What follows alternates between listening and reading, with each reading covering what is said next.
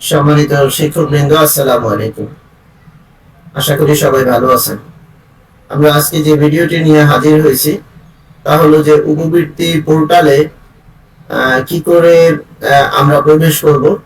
কারণ আমরা ইতিমধ্যে জেনেছি যে অনেক বিদ্যালয়ের পূর্বের পাসওয়ার্ড ডিলিট হয়ে গেছে, পূর্বের পাসওয়ার্ড দিয়ে কাজ করতেছে না।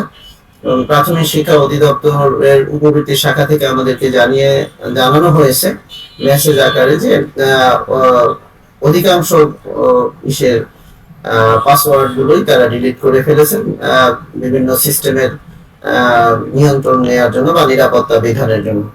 তো যাই হোক, আমরা একটু ধাপে ধাপে দেখবো যে এটা কিভাবে কাজ করে। প্রথমে হলো যে আমরা যদি নর্মালি অনেকেরটা আবার কাজ করে, নর্মালি আমরা একটি বিদ্যালয়ের তা দিয়ে দেখবো যে উপবৃত্তি পোর্টালে ঢুকলে এরকম ঠিকানা লিখলে, আমার আগে থেকে ঠিকানা লিখে আমি ঢুকেছিলাম, এরকম একটা পেজ আসবে। তো সেক্ষেত্রে একজন প্রধান শিক্ষকের মোবাইল নাম্বারটা এখানে দিয়ে রাখি, দিয়ে আগে দেখি যে ইউজার নেম হিসেবে কি আসে এবং তার যে পাসওয়ার্ডটা আমি তার যে ব্যবহৃত পূর্বের যে পাসওয়ার্ড সেটা আমি যদি দেই, তো সেক্ষেত্রে ক্যাপচা দিলাম ZCQF, এটা লিখে আমি যখন লগ ইনে ক্লিক করি, তো লগ ইনে ক্লিক করলে আমার কি আসে, ব্যাড ক্রেডেনশিয়ালস। এই ব্যাড ক্রেডেনশিয়াল যখন এ জাতীয় আসবে অথবা আসবে captcha or password or user name does not do not match, এরকম যখন বিভিন্ন ধরনের মেসেজ আসবে তখন আমরা ফরগেট পাসওয়ার্ডে ক্লিক করব। ফরগট পাসওয়ার্ডে ক্লিক করে শিক্ষকদেরকে অনুরোধ করব যে আপনারা সংশ্লিষ্ট ক্লাস্টার এইর মাধ্যমে উপজেলা শিক্ষা অফিসার মহোদয়কে অবহিত করলে তার আইডি থেকে এটা সমাধান করা যায়। আমি একটি উপজেলা শিক্ষা অফিসারের একটি আইডিতে ঢুকে আছি, স্যারের অনুমতি নিয়ে আমি কাজটি দেখানোর চেষ্টা করতেছি সদর উপজেলার শিক্ষা অফিসার মহোদয়।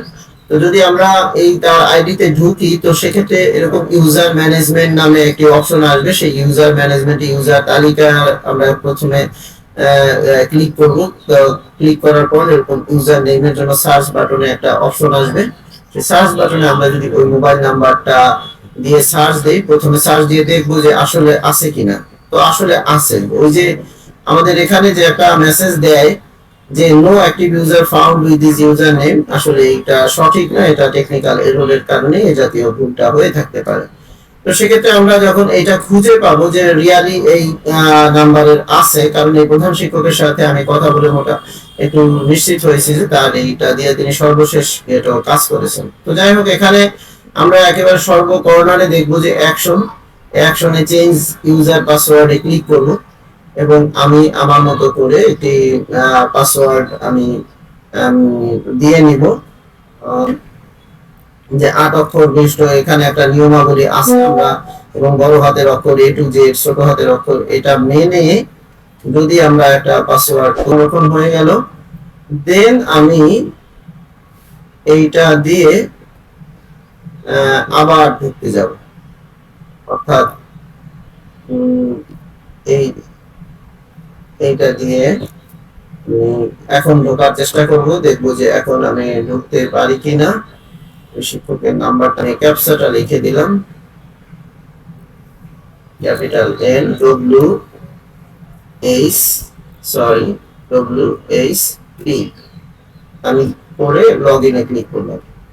আমি যখন লগ ইনে ক্লিক করব, এখন আমার একটা ওটিপি যাবে ওই শিক্ষকের নাম্বারে, যে নাম্বারটা দিয়ে আমি কাজ করেছি ওই নাম্বারে একটা ওটিপি যাবে। আমি ওনার থেকে ওটিপিটা নেওয়ার চেষ্টা করতেছি।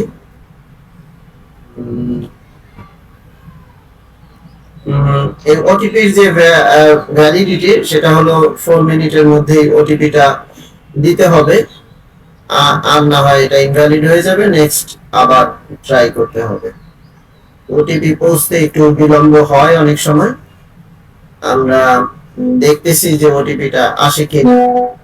এই ক্ষেত্রে কর্তৃপক্ষের কাছে আমার সনির্বন্ধ অনুরোধ থাকবে যে বিষয়টি আরেকটু কি করে সহজীকরণ করা যায়, এটা আপনারা ভেবে দেখবেন। 3181, ঠিক আছে। আচ্ছা, এটা লিখে আমরা যখন যাচাইকরণে ক্লিক করব, যাচাইকরণে ক্লিক করলে আমার এরকম একটা পেজ আসবে তার ডকুমেন্ট সহ। তো সেক্ষেত্রে এই মোবাইলটা আমি চেঞ্জ করতে পারবো না, ইমেইলটা একটু আমি চেঞ্জ করে দেই। আম, এটা করে আমার আবার নতুন একটা পাসওয়ার্ড বানাতে হবে। এখন ওই আগের নিয়মে আবার পাসওয়ার্ডটা নতুন করে তৈরি করলাম, তৈরি করে দিয়ে আমি অ্যাক্টিভেট ইউজার করলাম। অ্যাক্টিভেট ইউজার দিয়ে আমি এই যে আমার কাঙ্ক্ষিত লক্ষ্যে আমার স্কুল চলে আসছে, এখন আমি কাজ করতে পারবো। তো ধন্যবাদ। এই এই এই বিষয়ে যখন আমি আসব, তারপরে ভিতরে আমি তথ্য সংশোধনে ঢুকে আমি একে একে তথ্য যাচাইকরণ, তথ্য সংশোধন, এগুলো অন্যান্য বিষয়ে যা করার, বেনিফিশিয়ারি শিক্ষার্থী, শিক্ষার্থীর প্রোফাইল, শ্রেণী হালনাগাদ, ক্লাস্টারে জমা দেয়া, তথ্য সংশোধন, তথ্য সংশোধনের তথ্য যাচাইকরণ, তারপরে তথ্য অনুমোদন, এই যে বিষয়গুলো, এই বিষয়গুলো আমি সম্পাদন করতে পারবো। তো এই পর্যন্তই, আজ এ পর্যন্তই থাকলো। তো যদি আমার এই ভিডিওটি ভালো লাগে তাহলে আমার চ্যানেলটি সাবস্ক্রাইব